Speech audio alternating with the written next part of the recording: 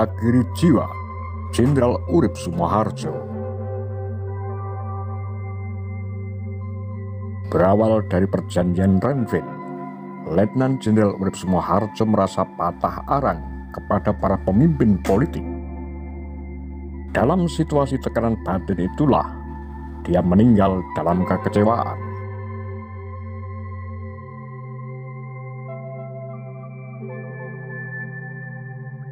Awal November 1948, sudah beberapa hari, Letnan Jenderal Urip Sumoharjo terbaring di tempat tidur. Kondisi kesehatannya menurun drastis. Penyakit jantung yang diidapnya sejak ditahan dalam kamp internir Jepang kembali kambuh. Lelah dan lesu kerap menghiasi wajah tuanya. Di hari ke-17 bulan itu, senja baru saja singgah di Yogyakarta. Sang istri Rohmah Sumoharjo tengah mengambil segelas susu dari dapur, ketika pintu yang menuju ke sayap kiri rumah tiba-tiba terbanting dengan sangat keras. Anehnya, tidak ada orang dan tidak ada angin yang bertiup. Ungkap Rohmah dalam Urip Sumoharjo, Letnan Jenderal TNI, 22 Februari 1893 hingga 17 November 1948. Rohmah lantas berlari ke kamar tidur. Dilihatnya Urip masih terbaring. Kedua tangannya terlihat saling berpelukan di dada. Matanya terkatup dengan seolah senyum manis di bibirnya. Sementara rokok di asbak yang terletak di samping ranjang masih terasa hangat. Pertanda belum lama dimatikan. Senja itu sang jenderal telah pergi dengan damai. Begitu paham tubuh sang suami sudah tak bernyawa lagi, Rohmah berlutut di depan ranjang. Air mata meleleh pelan di kedua pipinya. Tak ada raungan, cuma isakan kecil. Dia bersyukur bahwa suaminya menghadap Tuhan dengan cara yang demikian indahnya. 10 bulan sebelum kematiannya, secara mendadak, Presiden Soekarno memberhentikan Urip dari jabatannya sebagai Kepala Staf Markas Besar Tentara.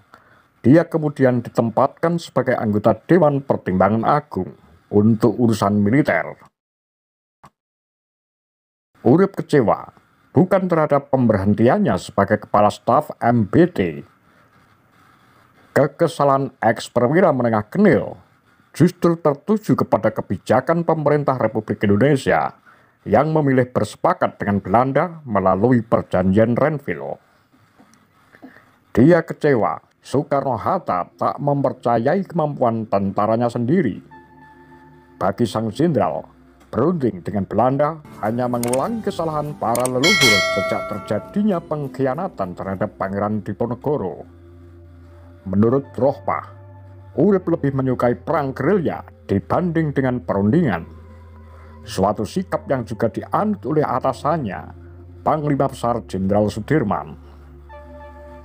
Begitu ditempatkan di DPA, semangatnya seolah sirna.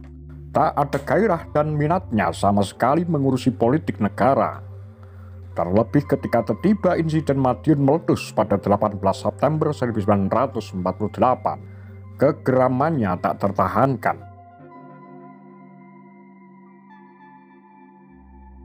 Saya tahu siapa yang melakukan ini semua. Saya akan membalaskan kematian teman-teman kita, katanya suatu hari kepada Rohmah.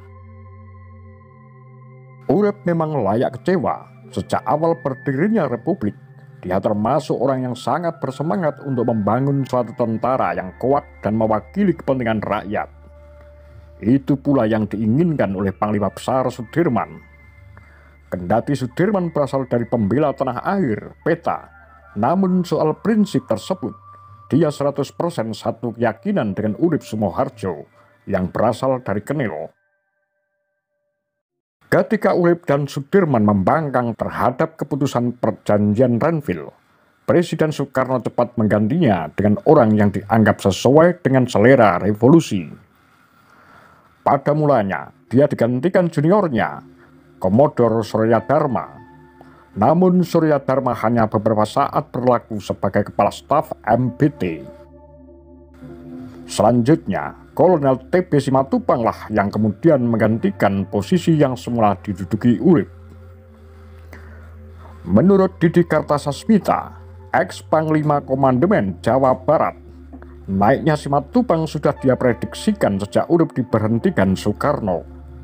Kolonel TB Simatupang dan Kolonel A.H. Nasution sangat sesuai dengan selera Soekarno kala itu.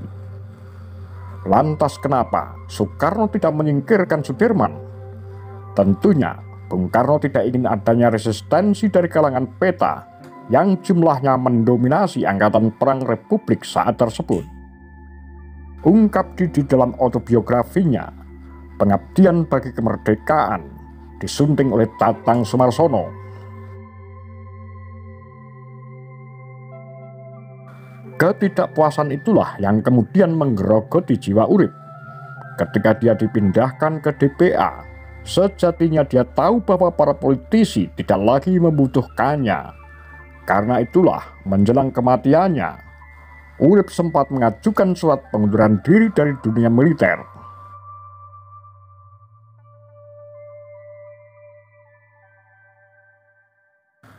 Bukan hanya Didi yang memahami situasi jiwa dialami Urip. Panglima Besar Sudirman pun menilai penyebab kematian Urip memang tidaklah wajar.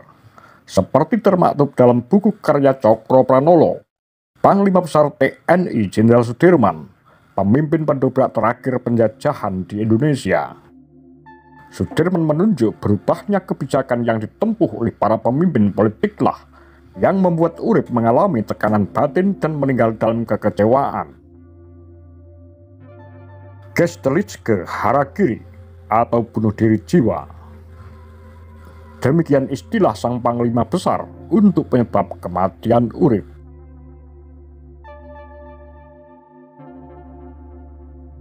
Apa pendapat Anda? Demikian Kura-Kura, Tagar Lambe Sundel.